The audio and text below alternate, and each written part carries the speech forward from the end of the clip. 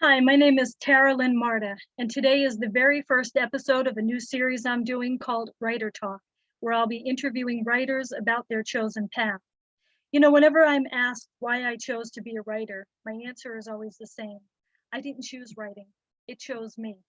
I believe that all of us have a certain calling in life, and for many of us, writing is that calling.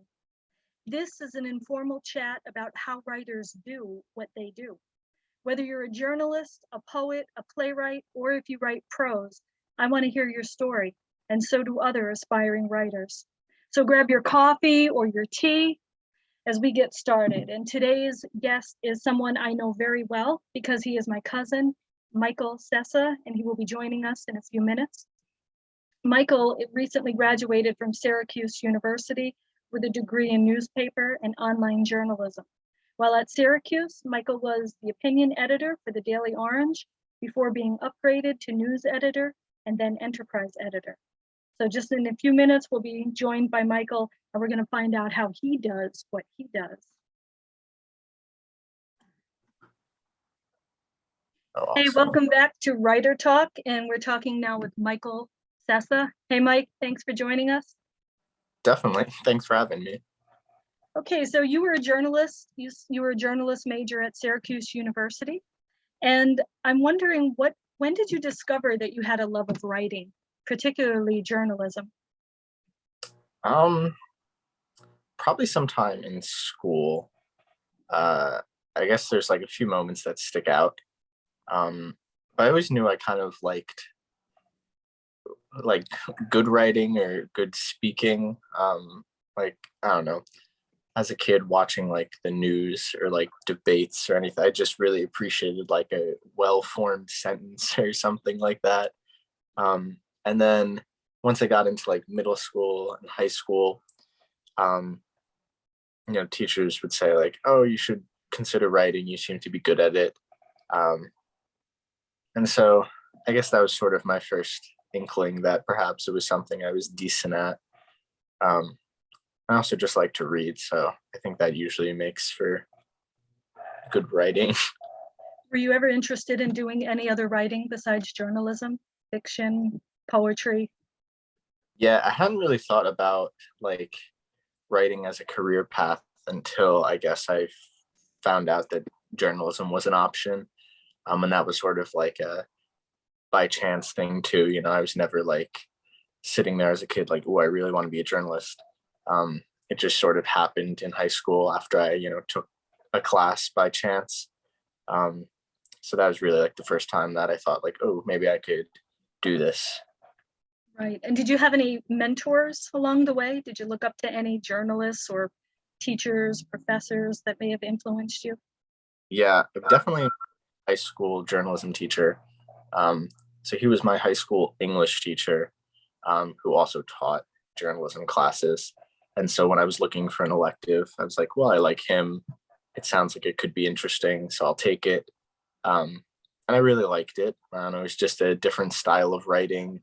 Um, and then just journalists in general, like I watched a lot of like 60 Minutes when I was younger, and like I don't know, just big projects. I was like, that's just very cool, that people are able to get paid to just dig around in the trenches for a really long time and eventually find something that's meaningful that they could publish. Right. And what do you think about this whole thing with our past administration talking about fake news? I mean, obviously, it's very important that as a journalist, your stories are factual. So how do you, as a journalist, ensure that what you're doing, what you're writing, is accurate? Yeah. Well, I mean, in terms of like the politics of it, I think like, the Trump presidency is a really exaggerated version of what most administrations are, and that's hostile to reporters. It just usually doesn't take the form it did, in those 4 years. But I mean, there's no president or politician for the most part that's, forthcoming with information and happy to speak to journalists. They have powerful people have, an interest in keeping themselves powerful and protecting themselves. But Really, it's just about facts. I mean, anyone who works at a reputable news source is concerned above all else about just getting things right. Um, and so you do that by confirming every detail and by having good copy editors and by asking the questions you need to ask. Um, I think there's this sense among people who are distrustful of media, and not just, really fringe nuts who are, think about fake news or whatever, but people who seriously have, doubts about the legitimacy of news organizations and the work they're doing. Um, but the majority of, actual journalists and reporters, take great pride in having a reputation that means that their work is factual and that they are always looking to disprove, what they're writing, to find a conflicting answer, to find a conflicting view, to kind of, cast doubt on everything they write, to question everything they write, so that they end up with the most, uh, true version of events or the story. Right. And what are your favorite topics to cover as a journalist? What topics did you cover in college that you really enjoyed? I think I picked up a bit of a knack for court reporting, um, and then just investigative work in general.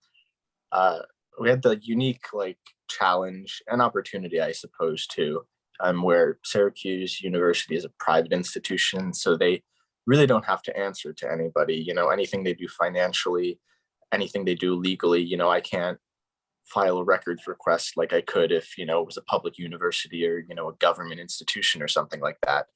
And so the really only chance that journalists and the public, for that matter, have to see how this university operates is when it is in court. And so when people sue it because they were sexually assaulted at the university, or they were harassed at the university, or whatever the case may be, that's really the only time that we get to see the university's inner workings at play, because all of that stuff gets filed.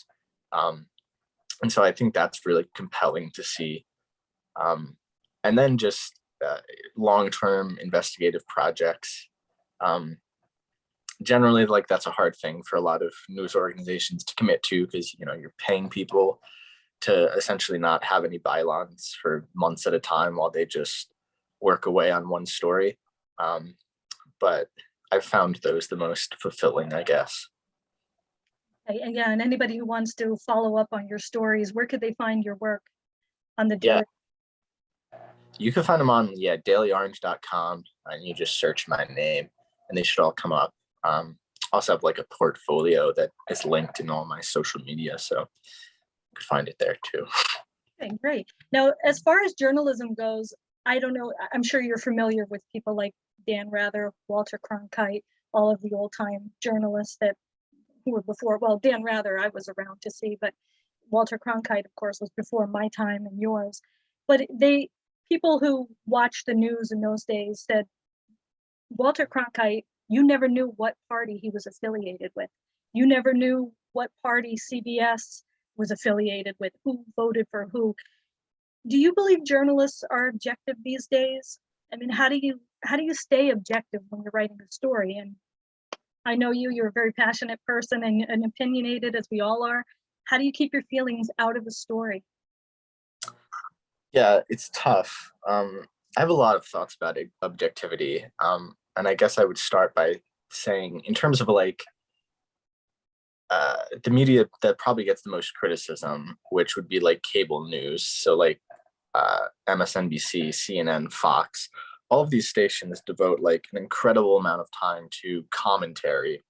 And so, their most popular hosts, they could say what they like, but they're not reporters, they're not journalists, they're commentators, and they're presenting an opinion or viewpoint about some news story. And those networks do that because it's good for rankings, people like to hear it, whatever the case may be. But it's not journalism.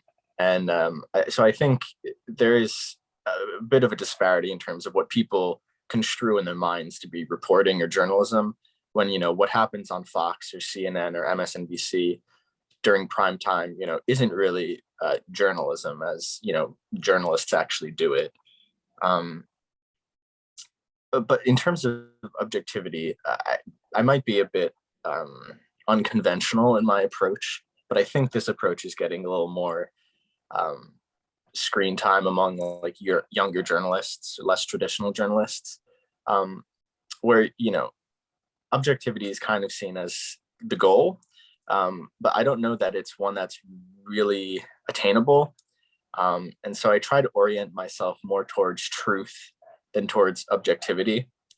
Um, because whatever story you're writing about, you're bringing something to the table, whether that be some sort of, really aggressive bias or just your life experience. But the way that I imagine the world, whether it's a prejudicial view or not, is just how I'm going to report a story. And so I could write a story about some issue that's by all objective standards, fair and reasonable. I show both sides of the story. I talk to a lot of people, and it could still miss, a core fundamental truth about the situation because maybe I didn't think to ask a certain question. I didn't think to go to a certain group of people. And so I missed the story in that way. And so I think objectivity is often like a good way for journalists to get out of having to, really gun for the true story, to just say, well, look, this is objective. Nothing I said was wrong. It's factual. That could all be true, and you could still miss the story. So I try to orient myself towards truth, towards getting, the real story as the people on the ground, say it is. Right. And on that note, what do you think could be improved about journalism? Yeah, a ton. We could talk for like hours about that. A couple things. I think fundamentally, like access to reporting jobs is an issue where you have, newsrooms that, especially like local newsrooms that demographically look nothing like the community that they serve. Which, I don't need to explain why that's problematic. You're just not going to adequately cover the community you're supposed to serve if the people running your newsroom are all like 60-year-old white men and your community is not all 60-year-old white men, as most are not. Right. So that's going to lead to issues. So that's something that has to be adjusted. But I think also now that there's a real challenge for local newsrooms, especially, but most newsrooms other than, a few major players, where we just don't have the ad revenue coming in that we used to have with print media. And so, while there might be, a lot of views happening online and people are still, reading the news, which is good to see, it's not bringing in the same money. And so there's real struggles in terms of hiring people and keeping people on and dedicating people to do, important work. And so I think this is a change that's happening in some news organizations, and I think it'll continue happening, and I hope it will, that we sort of switch away from this idea of newspapers and media outlets as like, the paper of record, where we need to document every single thing that occurs, towards dedicating, the limited resources we do have towards, reporting and investigations that really matter to communities, uncovering corruption, showcasing misconduct, whatever it might be. But the data suggests that, that's what readers really value, and that's what actually gets the most money in terms of subscriptions and trust in your local media outlet. Right. So take us into the newsroom a little bit. Give us an idea of what a typical day at the newspaper was like for you when you were in college. Yeah. So I had the gift and we'll just say gift of working at, a newspaper that was financially independent from the university that most of its employees go to, which is great in some ways, but very challenging in others. Challenging in that, we're up against the same financial difficulties as any other newspaper is, where, we're fundraising, we're trying to get very limited money to do a lot of work. But then we also have, the gift of not being, under the guise of any authority really. So, we get to take the calls of, what we want to publish, what we want to write, which is great. And while I was there, I was an opinion editor for a while. Then I was a news editor for a longer time. And then finally, I was an enterprise editor, which is like special projects and long-term stories and things like that. But when I was there on the daily, it was a long day, honestly. That would sort of start like in the morning, I guess. I'd have class or whatever, but I'd be looking at our budget for the day, the stories we were going to run, checking with writers and other editors to see that all the stories were going to be good, or if it was looking like something might fall out or not meet deadline, then thinking about what we could shuffle around or move so that we fill the page. And then at about like 4 or 5 o'clock, I'd get to our physical location and everyone else would start to roll in. And we kind of just trudge it out. We read through stories. It goes through like 5 or 6 rounds of editing by different people. And then there's just a lot of other behind the scenes stuff. Everyone has to approve social media, copy, headlines, tweets, art, pictures. So there's just a lot happening. But we'd usually wrap up around like midnight on a good night, maybe a little later on a not good night. But yeah, it was a lot of work, but it was good. How did you handle the stress of the deadlines? Yeah, I mean, I think for the most part, like, if you have all your like ducks in a row, you'll meet the deadline most of the time. And if you don't, it's like, well, it happens, like, we'll deal with it.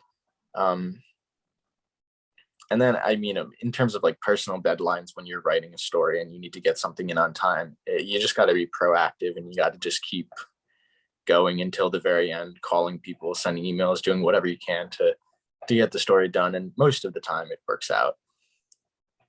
So recently I noticed on Twitter that you were writing a lot about what it was like to actually have to work at the newspaper plus have another job. So what point were you trying to get across about having to work at the newspaper? Were you talking about that they should be getting paid more? Yeah, this is an interesting point. Our paper paid a stipend, like a daily stipend that was essentially like they might as well not have paid anybody. But it was, like a good gesture. But, years ago, the stipend was enough for, people who worked at the paper to pay their rent for a month. And, now that like, my stipend for the entire semester probably won't cover a month's rent. So, it's really just like some extra money, which is not a bad thing. You could always use money. But there is this kind of notion, and you see it from some older folks who, reply to these sorts of threads by tons of people on Twitter, where it's like, college is a time for you to learn and, you should take whatever job you could get when you're young. And, it's expected that you should just grind yourself until you're, in pain and like tired and whatever. I mean, to some extent, like, yeah, like you're going to be a journalist. It's a hard job. It's tough hours. Very few people are in it for the pay. Like you kind of understand that there's a bit of trudgery involved in the whole thing. But I don't know that it's productive to kind of train young journalists to not really value their time or, their mental health.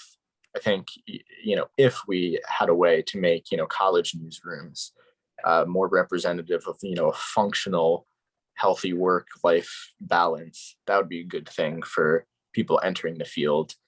Probably lead to a lot less burnout and a lot more, personal valuation of their time and energy. Right. Yeah, that is very true. I mean, I never knew how you did what you did, running all over campus, going from one job to the other, trying to meet the deadlines. I mean, I thought about being a journalist when I was in college, and then I thought, you know what? I probably don't have, the writing chops for something like that. So that was out of the question for me, but I applaud you for all of what you do. And what are your writing quirks? Do you have any writing quirks? Do you like to write with music on? Do you go to cafes at all? That's a good question. I think I tend to write like all at once. for the most part. And so my like typical process, I'll like do my interviews, do whatever, and then it comes time to write the story. And basically when I'm interviewing people, I always record my interviews. Um, and then I'll just jot like short little notes so I could still be paying attention, but like timestamps, and I'll say like really good quote about whatever, so that if I talk to someone for 40 minutes, I don't have to listen to the whole recording. I could kind of skip around to key parts. And so then I'll transcribe that, and I'll get all my transcriptions on a page. And then I just go for it, honestly. But like some people really like to kind of like storyboard, bullet out their story. It just never really worked for me. I think in most cases, if you're working on a story for a couple days, a week, whatever, like I have a sense in my mind of how it's going to come together after I start talking to people. And so it just kind of naturally builds. But I do most of my writing in like one shot, even if it's a really long long story. It basically gets put together for the most part, like in an hour or two, and then I'll just come back to it over the next couple of days and tweak things, make improvements, that sort of thing. So you're not in the habit of editing as you're writing, because when I was an English major at Penn State, one of my English professors would always criticize us because we would write, and as we were writing, we were correcting everything as we were finishing the sentence. And he said, "Don't do that. Just get it on the paper. Worry about it later." So do you edit as you go, or do you wait? I guess maybe a little bit of both. I think like generally, I definitely like come in hot, with the expectation that I'll tone things down. So like, if we're writing about, I don't know, misconduct or something by the university, I'll start like quite aggressive in my, verbiage of whatever's happening, whatever they've done. And then sometimes it sticks. Sometimes, there's a discussion we have that like, perhaps we need to rephrase this or whatever. But I think over time you get a good sense of, just like general edits, whether like, in-house style, AP style stuff, like small grammatical stuff or weird dates and funkiness that the AP does. But you also get a good sense for like editorial choices or what you need to flag, perhaps. So sometimes when I'm writing, I'll just write it, but I'll like leave a comment on it or something that like we need to have a discussion about this paragraph or this line. And that's something that I suppose is unique to journalism in a way that maybe isn't there for every type of writing, where you're dealing with pretty sometimes serious stuff where you could you make a mistake or you say something out of pocket, and it could really wreck someone's life, and it could really destroy your reputation. Absolutely. And so there's definitely beyond just like run of the mill editing in terms of what sounds good and whatever. Most of the discussions have to do with these more like heady debates over what's appropriate, what's ethical. Yeah, I'd say that's probably most of what I spend my time thinking about and arguing with people about. So what do you think makes a good journalist? What qualities would you say a good journalist needs to have? Yeah. First, you need to be a good writer. I mean, like, there's just no way around that. Because like the ideal is when you get and this obviously isn't always the case, and it's painful when it's not, but you want to get a story and not have to worry about how it's written. Like, you just want to be able to have the discussions that I was just describing, like, discussions about, should we include this? Should we move this up in the story? Should we move it down? How much space should we give to this point? Those are the discussions you want to be having, not discussions about like, I don't understand what the sentence means, or like, this is hard to read. So you need to be good at writing to begin with. But then you also need to really have a good sense of, what's important, or, what's at the point of, what is your story really about, and how are you going to communicate that? And sometimes, that's really easy if, you're writing some like breaking news, or you're summarizing a law that passed, whatever it might be. It's very clear, but sometimes, it's nuanced, where it really requires that you explain the issue and concretely to your readers for them to understand what the big deal is. And so, like, knowing where to put things in stories, having a good sense of what's the most important thing, and what's, a detail that you stick a sentence before the end of the story, stuff like that. News judgment, I guess, as that would be called. And you need to be good with people. I think this is something that's like underrated, because, and maybe rightfully so, because a lot of the most like prominent journalists are kind of known for being like brash and maybe even aggressive in some ways. Like if you think of like a Mike Wallace or someone like that it's like, we're not going to really pay attention to people's feelings. We're just going to hit them with the questions. And it, works sometimes. But at the end of the day, like if you're, a local reporter, you're reporting on a beat about an issue, you need to make friends with these people, not in like a personal way, but, you need to have people you could call up and say, hey, tell me about this, or, hey, can I talk to you about this? And so it's a lot about, maintaining relationships with people and proving to people that, they deserve your respect, that you're going to tell their story accurately, that you're going to get the facts straight, and that, you're someone reliable that they could go to, when they have some news for you to talk about. Right. Yeah, those are good qualities indeed. And what about journalists that you would like? Are there any famous journalists, living or dead, that you would like to sit down with and have dinner with? And if so, what would you talk about? Yeah, I think probably my like number one is Mike Resendez. So he's well, no longer, but he worked for the Boston Globe Spotlight team. He was part of the team that broke their Catholic Church sex abuse reporting, and he was the one who physically wrote the first Pulitzer Prize winning story. And so I would have plenty to ask about that endeavor. But he also has, some really interesting takes on how newsrooms are functioning today, and the role that investigative reporting can play in newsrooms. The Boston Globe is unique from other newsrooms in the fact that as the overall size of the Boston Globe's newsroom has gone down, they've dedicated more reporters over time to their spotlight team, their investigative team. And so that could really be a sustainable model where, that's the sort of reporting that's really valuable to a community. And so I'd really like to pick his brain about that.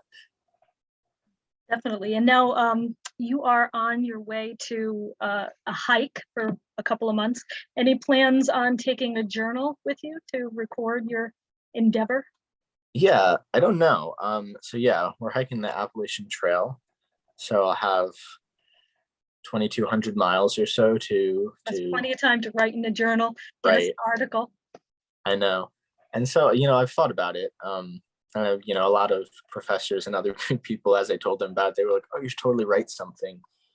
Because, you meet all these funky characters and you do whatever. I guess I'll have to feel it out, maybe it'll be the case that I'll be inspired to write, but maybe it's also like, hike 20 miles in a day and then you just want to, eat a quesadilla and fall asleep.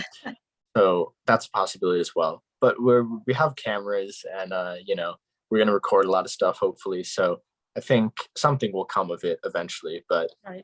Yet to be seen what exactly. But yeah, I mean, there's lots of characters. It's a different experience. So I'm sure I'll find something to say about it.